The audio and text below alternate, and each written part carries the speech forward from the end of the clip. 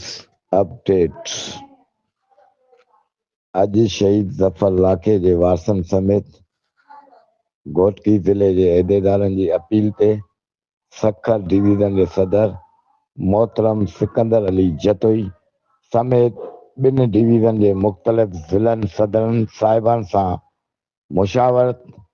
DIG Larkana DIG Hyderabad جي telephonic رابطي